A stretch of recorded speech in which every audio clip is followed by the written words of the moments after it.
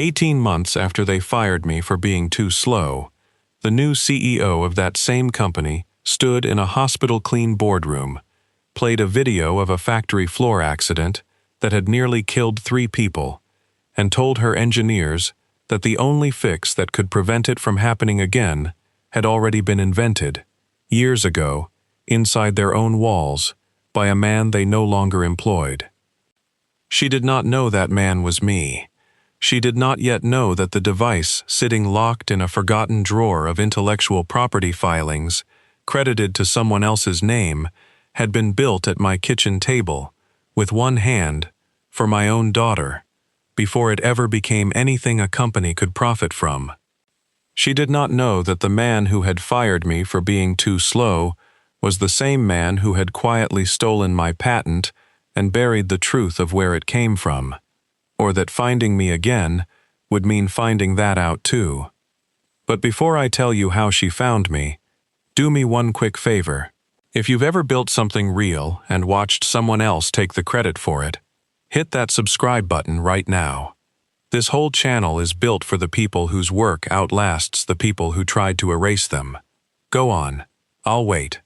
Now let me back all the way up. Because to understand how a buried invention saved a company that had already thrown its inventor away, you first have to understand a hospital bed, a daughter who couldn't tie her own shoes, and 18 months of believing I was simply not good enough anymore. My name is Dean Ashworth.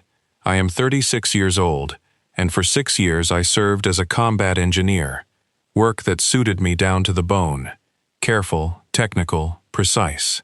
I lost my left arm below the elbow in my final deployment, in an incident I don't talk about much, and I came home to a country that thanked me for my service, and then, in more ways than I expected, quietly started treating me like a problem to be managed, rather than a person to be employed. I am raising my daughter alone. Her name is Maya, and she was 4 years old when I came home missing an arm, too young to remember me any other way, which was, strangely, one of the only mercies in that whole hard stretch of my life. Her mother and I had already separated before my last deployment, and by the time I came home changed. It was just the two of us, learning a new version of everyday life together. I want to tell you about one particular evening, because it's the whole seed of everything that came after.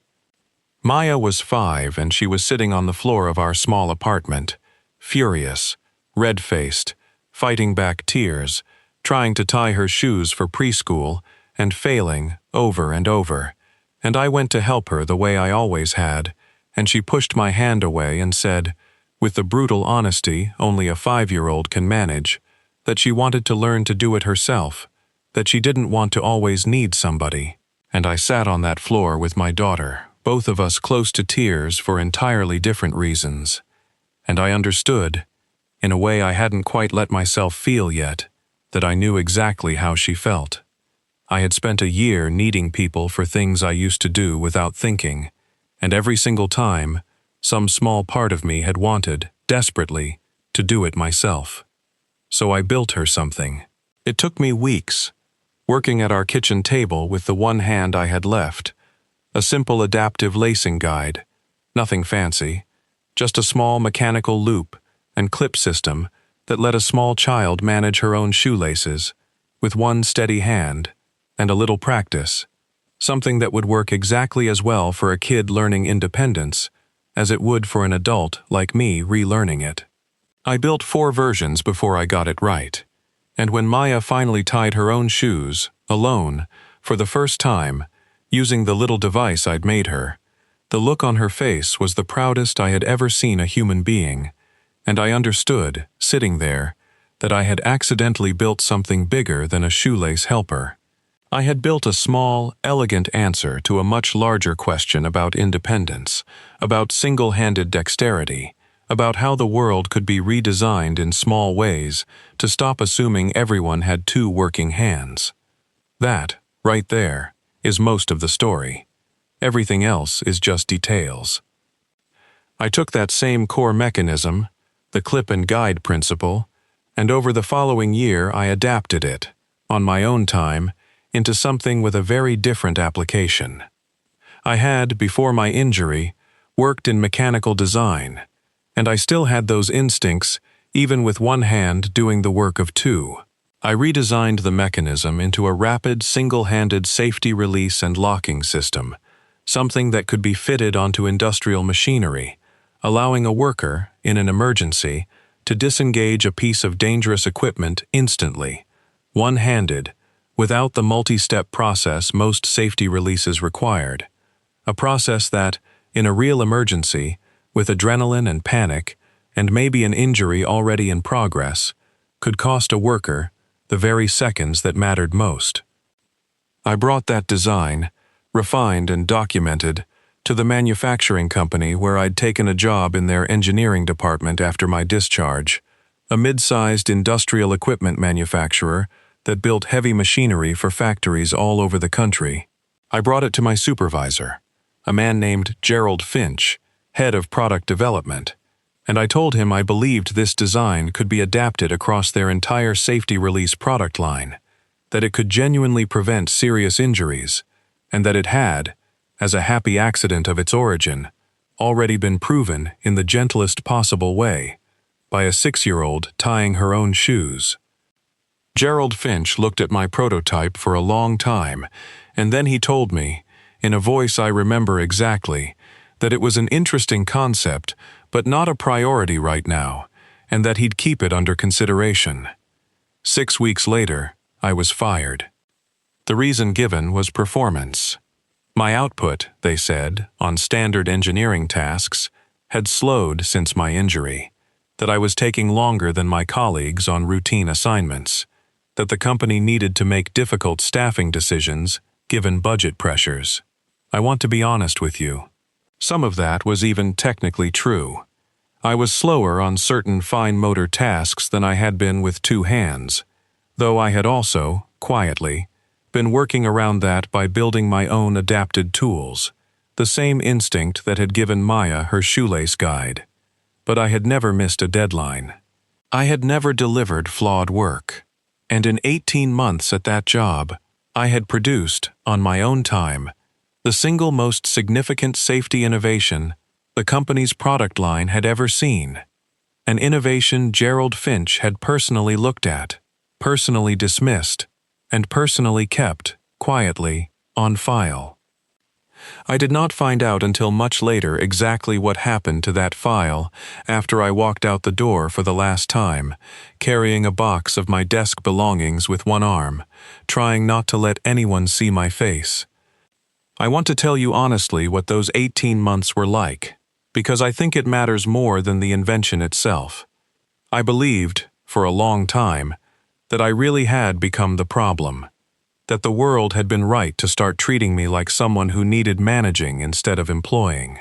I applied for dozens of engineering jobs and heard nothing back from most of them, and in the ones where I did get interviews, I watched more than one interviewer's eyes drift, involuntarily, to my prosthetic, and watched the conversation shift, subtly, toward questions about accommodation and capability that had nothing to do with the actual technical questions I was there to answer. There is a particular kind of exhaustion in being evaluated, over and over, not on the quality of your work, but on a stranger's private calculation of how much trouble you might turn out to be. I got very good at reading the moment it happened in an interview. A small pause, a shift in the questions.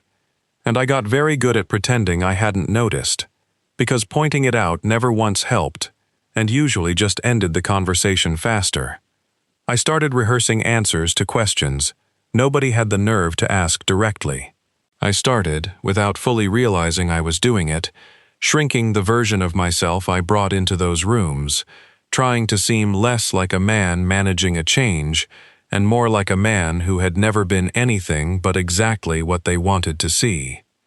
I started to believe, somewhere down deep, that I had simply become less capable, less valuable, less worth investing in. I kept building things at my kitchen table, mostly for Maya, mostly small, because building things was the one place I still felt entirely like myself, but I had, by the 18-month mark, essentially stopped believing that the world outside my apartment had any real use for what I could still do. I remember one night, close to a year in, sitting at that same kitchen table, long after Maya had gone to bed, looking at the box of old prototypes I'd never thrown away, and thinking, seriously, about throwing the whole box out, because keeping it felt less like hope and more like a wound I kept reopening on purpose. I didn't throw it out. I'm grateful, now, that some stubborn part of me wouldn't let me. I was working a warehouse job by then, steady, but far below what my training could have earned me, when I got the call that changed everything. Continued in the next part.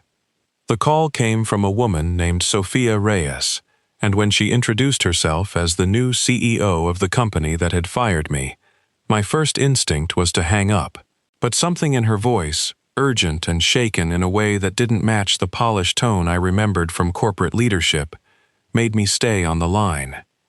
She told me she had taken over the company 8 months earlier, after her father, the company's longtime owner, had stepped back due to declining health. She told me that 3 days before this call, a serious accident had occurred on the floor of one of their largest clients' factories, involving a piece of heavy equipment fitted with one of their safety release systems, a system that had failed to disengage quickly enough during a malfunction, injuring 3 workers, one of them critically. She told me the client was threatening to pull a contract worth a significant portion of the company's revenue, that regulators were already asking hard questions, and that her own engineering team, working around the clock, had told her, flatly, that a genuine fix, a system fast enough and reliable enough to actually solve the underlying problem, did not currently exist in their product line, and would likely take a year or more to properly develop from scratch. And then, she said, I was going through old product development files, trying to understand our safety release history, trying to find anything that might point us in the right direction faster. And I found a design, filed under a patent application from 6 years ago. A single-handed rapid release mechanism, remarkably elegant, exactly, almost precisely, the kind of solution my engineers say we need, and don't currently have. Her voice tightened. The patent is filed under Gerald Finch's name. He's still head of product development. I asked him about it directly, and he told me it was an early concept of his own that never got developed because it wasn't technically feasible at the time. She paused. Mr. Ashworth, I found something else in those old files too. A performance review. Yours. Dated 6 weeks before that patent application was filed. And an internal email from Gerald Finch describing a prototype brought to him by an engineer he calls, in his own words, someone who has become too much of a liability to invest further resources in developing. I sat very still, in my small apartment, with Maya doing homework at the kitchen table a few feet away, and I understood, all at once, exactly what had happened. Gerald Finch had taken my design, my 6 versions built at that same kitchen table, sat on it just long enough for me to be gone and unable to object, and then filed it as his own. I built that, I said. My voice wasn't quite steady. I built the mechanism that patent describes. I brought it to Gerald Finch myself, 6 weeks before I was fired for being too slow. He told me it wasn't a priority. He never told me he was going to steal it. There was a long silence on the line. And then Sophia Reyes said, in a voice gone hard and clear, Then I have a badly injured worker in a hospital right now, a contract about to collapse, and a head of product development who has been sitting on a working solution for 6 years, claiming it wasn't technically feasible, while 3 people got hurt on a machine that could have had it fitted the whole time. I need you to come in. Today, if you can. I need the truth laid out clearly enough that I can act on it immediately, and I need, more than anything right now, the actual working design, because we do not have a year. We may not have a month. I want to be honest about what went through me in that moment, because it wasn't triumph. It was something quieter and more complicated. 18 months of believing I had simply become less had done real damage to me, and some small, cautious part of me almost said no, almost couldn't believe that the thing I'd built at my kitchen table for my daughter's shoelaces could actually matter enough to fix any of this. But I looked at Maya, doing her homework, the same girl whose frustration had started the whole chain of invention in the first place, and I thought about the injured worker in the hospital, and I said yes. I walked back into that building for the first time in 18 months, and I will tell you, my hand, were shaking the whole way up in the elevator. Sophia Reyes met me herself, in the lobby, no assistant running interference, and she looked at me with an expression I hadn't seen from anyone in that building in a long time, something that looked almost like respect. The confrontation with Gerald Finch, when it came, happened in front of Sophia, two of her senior engineers, and legal counsel she'd insisted be present the moment she understood what she was walking into. I laid out the timeline plainly. The prototype I'd brought him, the date, his own dismissive words, which one of the engineers, someone who'd worked under him for years and clearly harbored no love for the man, quietly confirmed, matched his character precisely. I showed them, on my own laptop, photographs I'd taken of the early kitchen table prototypes, time-stamped from more than 6 weeks before his patent filing date, alongside video I still had of Maya using an early version to tie her shoes, a video that, once shown, made the true origin of the mechanism impossible to seriously dispute. I watched Gerald Finch's face while that video played. I had wondered, more than once on the drive over, what I would feel sitting across from him again, and I found, in the moment itself, that it was not the anger I expected. It was something closer to a strange, tired clarity, watching a man who had built a comfortable career on other people's dismissed potential finally run out of room to keep dismissing it. He watched his own daughter, or someone's daughter, he didn't even know Maya's name, tie her shoes on a laptop screen in a boardroom, and I watched him understand, in real time, that the thing he had buried for 6 years to protect his own reputation had just been carried back into the building by the very hands that built it, one of them still working perfectly well. Gerald Finch, to his very limited credit, did not manage a convincing denial once the evidence was laid out. He tried, briefly, to argue that he had made meaningful improvements to the concept, that ideas evolve collaboratively, that this was how engineering actually worked. But the specific elegant clip mechanism at the heart of the patent was, mechanically, identical to what I'd shown him 6 weeks before he filed it, and everyone in that room, including his own lawyers, understood exactly what that meant. He had watched a wounded veteran walk in with a solution that could have prevented a serious accident years before it happened, decided that man was too much of a liability to invest in, fired him within 6 weeks, and then quietly claimed his invention as his own, once there was no one left to object. Sophia Reyes fired him that same afternoon, cause well documented, and had her legal team begin the process of correcting the patent record and, more urgently, of fast-tracking my actual design, properly credited and properly developed this time, into production across the company's entire relevant product line, working with regulators and with me directly to make sure the injured worker's family and every future worker on every piece of equipment the company made would have the fastest, safest release mechanism available anywhere in the industry. Now, here is the part of the story I most want you to hear, because it's the part that actually matters.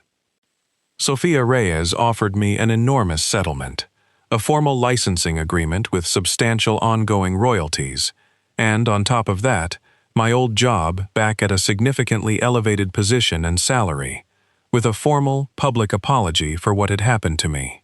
I want to be honest. This time was different from some of the other times I've told you stories like this.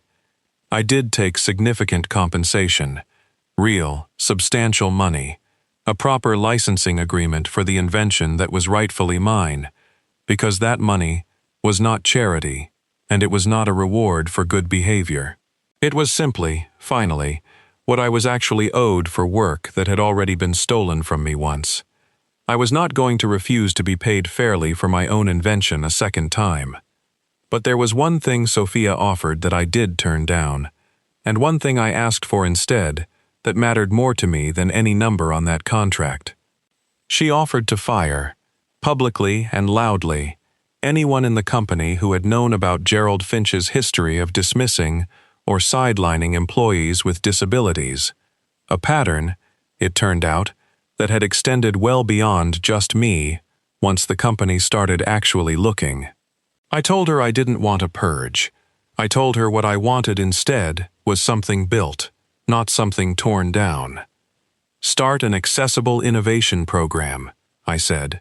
A real one, with real funding and real authority, specifically for employees who've come back from injury, illness, disability, whatever it is, and are still building things, still solving problems, on their own time, at their own kitchen tables, because nobody in engineering leadership has bothered to ask what they're capable of.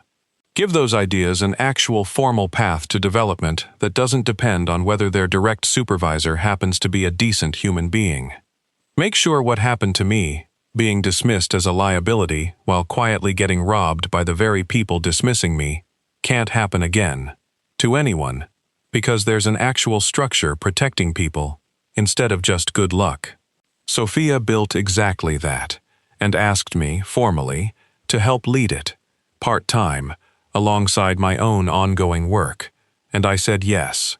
It is, today, one of the company's most productive engineering divisions, staffed largely by veterans and by employees managing disabilities and chronic illness, and in the 2 years since it launched, it has produced 4 new patents, real ones, properly credited, and reduced serious safety incidents across the company's product line by a margin that made the regulators who'd once been threatening the company's contracts start asking, instead, if other manufacturers in the industry might consider adopting the same approach. I sit in on the intake interviews for that program myself now, whenever I can, because I remember exactly what it felt like to sit across from someone, deciding, silently, how much trouble I might turn out to be, and I am not going to let that happen inside walls I have any say over. I ask people what they've built at their own kitchen tables, on their own time, for reasons that had nothing to do with a paycheck, and I have been astonished, over and over, at what people carry around inside them that nobody ever thought to ask about. An assembly line worker managing chronic pain, who had quietly redesigned her own workstation ergonomics well enough to solve a repetitive strain problem the company had been fighting for years. A young man with a stutter passed over twice for a promotion because interviewers assumed it meant something about his thinking rather than just his speaking, who turned out to have 3 fully worked-out proposals for improving warehouse logistics sitting in a desk drawer, unasked for, because nobody had ever asked. The program exists to ask. Maya, who is 8 now, came with me the day the program formally launched, and stood beside me while I cut a ribbon with my one hand, wearing, at her own insistence, the same little shoes with the same lacing guide I'd built her 3 years before, worn soft with use, because she said she wanted everyone to see where it had actually started. She is, without any competition at all, still the best thing I have ever built. There's a version of this where I let it stay buried, where I never answer that phone call, too worn down by 18 months of believing I'd become less than I was. And there is no version of that where an injured worker's family gets the answer they deserved as fast as they got it, or where a program now exists that will keep the next Dean Ashworth from ever having to spend 18 months believing the world had no use for him. I picked the harder, riskier thing, walking back through a door that had once shown me exactly how little it thought I was worth. I'd pick it every single time. So let me leave you with this tonight. A company spent 18 months believing a man with one arm had simply become too slow to be worth keeping, while the very thing that could have prevented a serious accident sat quietly filed under someone else's name in a drawer nobody opened until it was almost too late. The invention was never actually lost. It was just buried by someone who was more afraid of what it proved about him than he cared about what it could have protected. So, here is what I honestly want to know from you tonight. Has anyone ever decided you were less capable, less valuable, based on something you'd lost or something that had changed about you, when the truth was you were still building, still solving, still worth every bit of what you'd always been? Did you keep building anyway, even when nobody was watching, even when you started to believe they might be right about you? I want you to hear this, from someone who spent 18 months half believing it myself. Keep building. The world is slower to recognize what you're worth than you deserve, but it isn't always wrong forever. Tell me about the thing you kept building. Down in the comments. I read every single one. And tonight, yours is the one I most want to hear. And if this story reached you, if you believe, like I've come to believe, that the people who dismiss you are so often the ones most afraid of what you're actually capable of, then do me one small favor before you go. Subscribe so the next story finds you too. Leave a like so somebody else who's been told they're too slow, too much, too different, finds the nerve to keep building tonight. And go finish the thing you started at your own kitchen table. I'll be right here, reading every word.